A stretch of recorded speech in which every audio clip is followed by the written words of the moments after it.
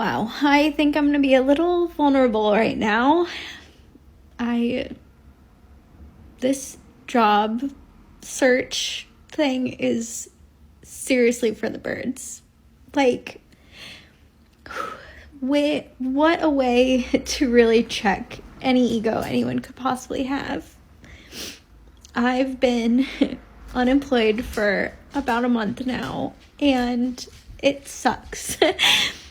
Looking for a job absolutely sucks right now. I have over 10 years of experience in SEO in an industry that is and will continue to be valuable. And I just continue to get no after no after no. And I don't understand why. It really sucks. So if anyone could send pictures of dogs or words of encouragement, I could really use them right now. I think that it's a lot of women that's actually going back to being stay at home wives and stay at home mothers now because they are finding that the competitive landscape for jobs has changed dramatically now that it's merit based instead of it just being based off of the fact that you have this resume or you're a woman or you in a particular industry or you worked for the government or whatever. And I know that these may not necessarily be applicable to her, but in general, there's a lot of women that are actually giving up on the job search unless they absolutely positively have to because they are by themselves or any of that type of stuff. And so what I found is that the independent, single, whatever, however we want to frame it, has been brutal. And when I say brutal, brutal for women in particular. Now, I know that it's guys that obviously has been laid off or whatever, but guys tend to bounce back a little bit more, right? Guys tend to land on their feet much more effectively a lot of times when you see changes in the industry or it being a lot more competitive, and then you got AI and you got automation and the actual jobs that people are looking to hire for is specific skill sets that is STEM based, right? And so she says SEO, which is search engine optimization. And she said it's an industry that's still going to be in demand. And I haven't researched it to an extent, but I'm not really so sure about that. I mean, I'm sure that it is going to be in demand because people want visibility for whatever it is that they're doing. But I found that people are spending more money on advertising and influencer marketing in order to get visibility than they are on SEO or regular. Hey, you search for this and you pop up at the top of the search results. People are more willing to spend money on that than they are on just natural, you know what I'm saying, organic traffic that you just pop up at the top because you got the right tags, your website is structured a certain way, and all of this other stuff. But yeah, it is. It's or at least people are saying that it's a brutal market. For me in particular, I actually retired at the end of last year for the second time. And what I found is that I'm still getting a lot of recruitment and calls, and maybe it's for executive leadership or a specific skill set or whatever, but I still get a lot of calls from recruiters and all of this stuff. And even, my network is like, Anton, would you want to tap back in? And so I'm not sure if women have the right credentials. I don't know if they have the right, if they resumes are as spruced up as it needs to be. I'm not sure what it is, but I have seen so many women and so many women come across my profiles and in my emails on a regular basis of women that's just like, yo, I'm having a tough time and my unemployment is running out and I've been out for a month, and months is rookie numbers. Those is rookie numbers. You've been out for a month. If you got any real skill set, being out for a month, it's just rookie numbers. You got to be out for about 4, 5 months sometimes in order for you to really be humbled the way that you need to be in this job market or whatever job market. Um, but yeah, I think that you're gonna have to switch your skill sets. I think that a lot of people also get comfortable. And when they are working, they don't evolve or they put all of their eggs in one basket. And if they get laid off or one company is downsizing, it may not even have anything to do with your performance or your division, right? But because they have to save money, you may be at the top of the chopping block if they don't see the value add that you have inside of the company. So I see a lot of people specifically women that are struggling with this. End of this week, my unemployment will have reached 6 months. And I have been putting off a certain emotion because I knew I'd have to experience it at the point that I am now, so not to worry about it before. Any day now, my landlord's going to ask me if I want to renew my lease, and I don't know what to do. I have 3 choices, and they all scare me because I don't know the answer to any of them. Anytime I ask my friends, they all kind of give me different answers. My mom and my sisters have been giving me different answers, so I really don't know what to do because I don't know the outcome of any of them. I know what I have to do for each of the choices that I have in front of me, but that's it. The first Curious as to what these choices are.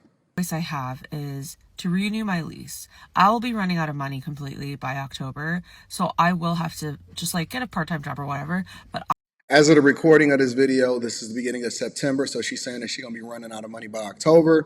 I'm not sure exactly when this was recorded, but I'm assuming that it was pretty recent, probably within the last couple of days, because usually people send me stuff that's pretty recent. And so, yeah, you probably shouldn't be renewing the lease if you can't afford to pay it. I don't think I can afford my house, my bills, everything with a part-time job or a full-time job that is less paying than what my full-time job was. So that's Might have to get 2 of them. scary to me. But the pro of that is that I don't have to leave my apartment that I've been in for 4 years. I don't have to leave my my neighbors. I have an outside cat that I have been taking care of for the last 2-3 years, and I don't have to leave him. I love the Yeah, we talking about survival, family. See, this is the thing about women. They got all of these outside things that is affecting their decision making and all of this stuff. Man, that should never be a factor when it comes to survival. We are in survival mode. You got 1 month or so until you out of money. What are we talking about? An outside cat that you're taking care of? area that I live in. It's walkable. I have a lot of friends in the area. It's my preferred choice. However, I understand that my life has been super stagnant and I need change. Like, I think that is something I do need to experience at some point, and maybe it is right now. But leaving on a term that isn't my own is scary and it makes me really sad. The second choice I have is to go back to my mom's house. The Ding, ding, ding, ding, ding. Group economics, baby. Get back in the mud, get to the grind, make sure y'all practicing stacking that bread together. Help where you can, pay a little bit extra on the mortgage or the rent or whatever. Take a utility bill if the house is already taken care of. See, people are so worried about lifestyle. The minute that you start to lose, you don't run out of money, you make the adjustment. issue with this is she won't accept my pets. So I would have to split up my pets. I have a cat and a dog, and I don't You're in survival mode, fam. You're in survival mode. Remember that. know anyone who could She willing to go homeless over her pets. take both of them, but I know people who could take them separately, and that breaks my heart to separate them. But that also breaks my heart because I would have to, they won't be with me. Like, that's the sad part. The pro to this scenario is that I could save a lot of money at my mom's house at the cost of my mental health. This house has been such a bad place for me. I've had to do years of therapy to like grow out of. Most people, they limit themselves because they got too much ego. They talk about their mental health, their therapy, or whatever. I don't know, man. Maybe it's because I'm from Detroit or something like that. But, for me, I ain't about none of that, man. I'll make it work. I'll do whatever it is I got to do. I'm going to come in with a good attitude. I'm going to make them love me and not want me to leave and all of that. I'm going to run up a bag. What is y'all talking about? So much, and I don't want to repress or regress to what I was.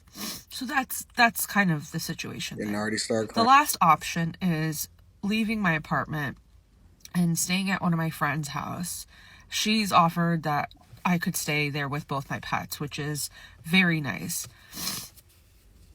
But the awful part about that is I just feel like such a mooch with all of my friends already. So I So you've been using your don't know what to friends do already. about that. She has been super nice to me about everything the last 6 months, and I really appreciate it, but I don't know. Women are so emotional.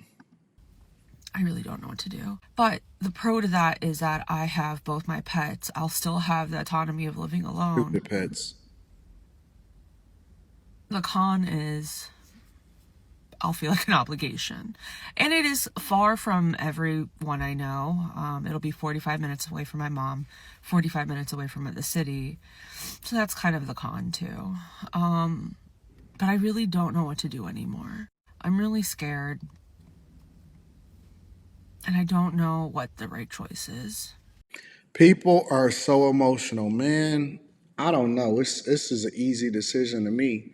You got to let go of everything that is slowing you down and is preventing you from being able to be successful long term. This is an easy, very, very easy decision to me. Let me know what y'all would pick. Make sure y'all tap into the Patreon. Link is in the description. Teach Stanley. Actually, it's so easy for me. I already did it before. Shout out to 2008. Best time to join the Patreon is the beginning of the month.